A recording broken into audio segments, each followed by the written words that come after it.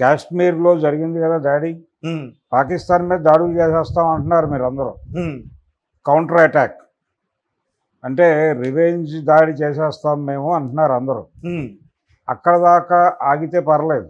ఈ దేశంలో ఉన్నటువంటి ముస్లిం సమాజం మీద కూడా సీరియస్గానే చూస్తున్నారు. అవును, వాళ్ళు టెర్రరైజ్ అవుతున్నారు, భయపడుతున్నారు, ఏం జరుగుతుందో అని భయపడుతున్న పరిస్థితి అయితే ఉంది.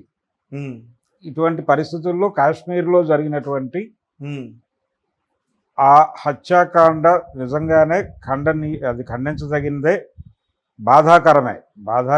తప్పనిసరిగా ఆ నేరం అది క్రైమే, అది చేయటం తప్పే.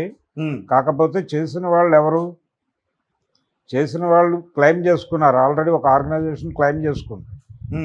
ఆర్గనైజేషన్ ఏమిటి? ద రెసిస్టెన్స్ ఫ్రంట్ అనేటువంటి ఆర్గనైజేషన్ మేమే చేసామని చెప్పుకుంది. మేమే చేశాము అంటే అసలు కాశ్మీర్లో మిలిటెన్సీ లేదు, పూర్తిగా అణిచేశాం. ఇప్పుడు అక్కడ అంతా ప్రశాంత వాతావరణం. కాంగ్రెస్ అధికారంలో ఉన్నంతకాలం అక్కడ ఎప్పుడు నిరంతరం రక్తస్రావం. మేము అధికారంలోకి వచ్చాక టోటల్గా అక్కడ కంట్రోల్లోకి తీసుకొచ్చేసాం పరిస్థితిని అని చెప్పి కదా మీరు టూరిజం ఓపెన్ చేశారు. టూరిజం ఓపెన్ చేసి అక్కడ సినిమా హాళ్ళు తెరిచి ప్రతిదీ చాలా గొప్పగా చెప్పుకున్నారు. మేము కాశ్మీర్లో సాధారణ పరిస్థితులు తీసుకొచ్చామని ఎలా చెప్పగలిగారు వీళ్ళు? అక్కడ ఎవరైతే పోరాడుతున్నారో వాళ్ళ గొంతులు నొక్కి వాళ్ళని చంపేసి బెదిరించి కాలితో నోర్లు నొక్కి అణిచి ఇక్కడ శాంతి నెలకొల్పామని చెప్పారు. ఆ అణిచివేతకు గురైన వాళ్ళు ఊరికనే ఉండరు కదా, అది ఎక్కడో చోట బరస్ట్ అవుతుంది. ఆ బరస్ట్ అవటమే నిన్న మనం చూసిన సంఘటన. నిన్న అక్కడ కాశ్మీర్లో జరిగిన ఇన్సిడెంట్ అదే. ఇప్పుడు చేయవలసింది ఏంటి? వాస్తవంగా వెళ్ళి ఆ సంఘటన నేపథ్యంలో అక్కడ సమాజంతో మాట్లాడాలి. దేశంలో ఉన్న ముస్లింల మీద దాడి చేయటము, వెళ్ళిపోయి పాకిస్తాన్ మీద దాడి చేయటము, మతోన్మాదాన్ని రెచ్చగొట్టడం కాదు ఇప్పుడు చేయాల్సింది. వాళ్ళు చేసిన పని మీరు చేసేస్తే ఏమిటి ప్రయోజనం? అక్కడికి వెళ్ళి ఎందుకు జరిగింది ఆ దాడి మీద అక్కడ లోకల్ పీపుల్ ఏం ఫీల్ అవుతున్నారు? వాళ్ళు ఇది బాగానే ఉంది అనుకుంటున్నారా, లేకపోతే ఇబ్బంది పడుతున్నారా? అసలు చేసినటువంటి సంస్థ తాలూకా ఇంటెన్షన్ ఏంటి? ఈ చంపటాల వెనకాల, ఈ కిల్లింగ్స్ వెనకాల వాళ్ళకు ఒక మోటో ఉంటుంది కదా.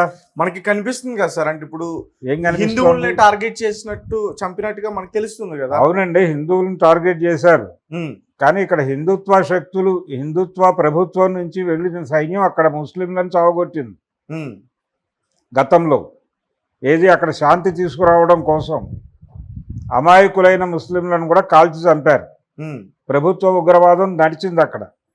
ఇప్పటికీ అడవుల్లో ఆదివాసుల్ని కాల్చి చంపుతున్నారు సైన్యాన్ని మోహరించి. మరి ఇదంతా ఉగ్రవాదమే కదా. నిన్న వాళ్ళు 28 మందిని చంపారు కాబట్టి అది ఉగ్రవాదం అన్నారు. వీళ్ళు వందలాది మందిని చంపుతున్నారు అడవుల్లోకి వెళ్ళి. మరి వీళ్ళని ఉగ్రవాదులు అనాలా, వాళ్ళని అనాలా? అంటే మీరు దేని గురించి మాట్లాడుతున్నా పూర్తిగా అర్థం కావట్లేదు. అంటే ఇప్పుడు ఉన్న గవర్నమెంట్ ఉగ్రవాది అంటున్నారా? గవర్నమెంటే ఉగ్రవాది. కాశ్మీర్ అంటే వాళ్ళు ఏం చేస్తున్నా మనం చూస్తూ ఊరుకోవాలంటారా? ఎవరు ఏం చేస్తున్నా? ఇప్పుడు ఎవరైతే ఉగ్రవాదులు దాడి చేస్తున్నారు, ఉగ్రవాదులు దాడి చేయడానికంటే ముందే ప్రభుత్వం అక్కడ దాడులు చేసిందని చెప్తున్నాను. ఈ ఉగ్రవాద దాడి జరగడానికంటే ముందే అక్కడ శాంతి నెలకొల్పామని చెప్పారు కదా వీళ్ళు. నెలకొల్పాము అన్న తర్వాత వీళ్ళ భరోసా మీద కదా టూరిస్టులు వెళ్తోంది కాశ్మీర్కి. చాలా కాలం పాటు సినిమా షూటింగ్లు అన్నీ బంద్ అయిపోయాయట. పౌర జీవనం స్తంభించిపోయింది అన్నారుగా అందరూ. వాళ్ళ బతుకులేవో వాళ్ళు బతుకుతున్నారు. వీళ్ళు వెళ్ళిపోయి అక్కడ శాంతి తీసుకొస్తామని చెప్పారు.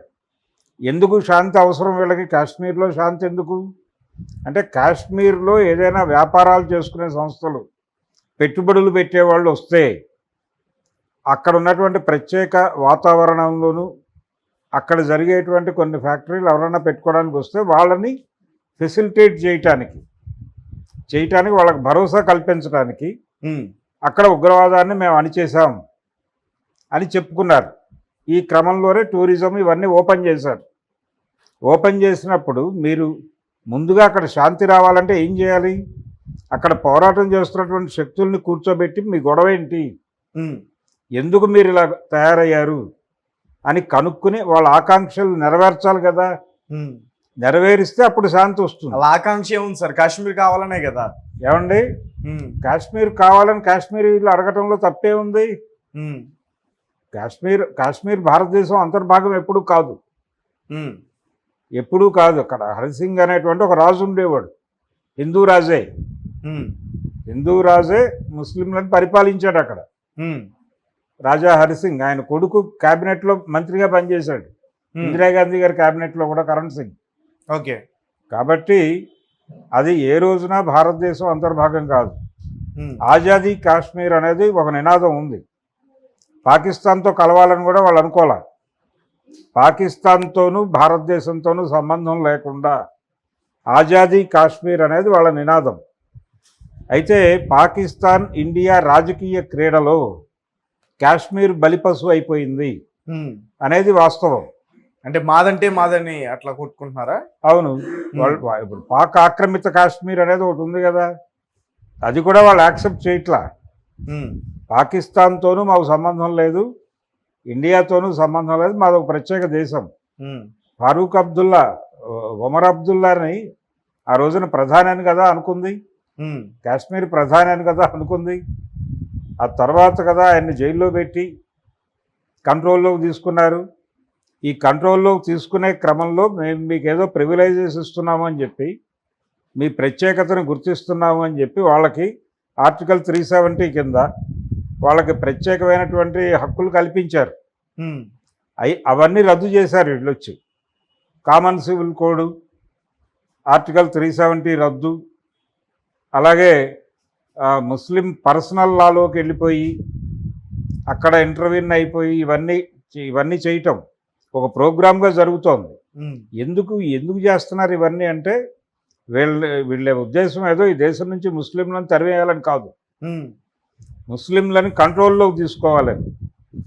ముస్లింలు లొంగి ఉండాలి, ఆ లొంగుబాటు కోసం ఈ యుద్ధం చేస్తోంది ఉమ్. కేంద్ర ప్రభుత్వం. ఆ యుద్ధానికి రియాక్ట్ అవుతూ వాళ్ళు నిన్న ఆ దాడికి తెగబడ్డారు. కాబట్టి ఈ దాడిలో నిన్న జరిగిన దాడికి ద రెసిస్టెన్స్ ఫ్రంట్ది ఎంత భాగం ఉందో ఉమ్, అలాగే కేంద్ర ప్రభుత్వానికి కూడా అంతే తప్పు ఉంది. ఉమ్, మీరు ప్రాపర్గా అక్కడ శాంతి తీసుకురాలా, ఆర్గానిక్గా రాలా.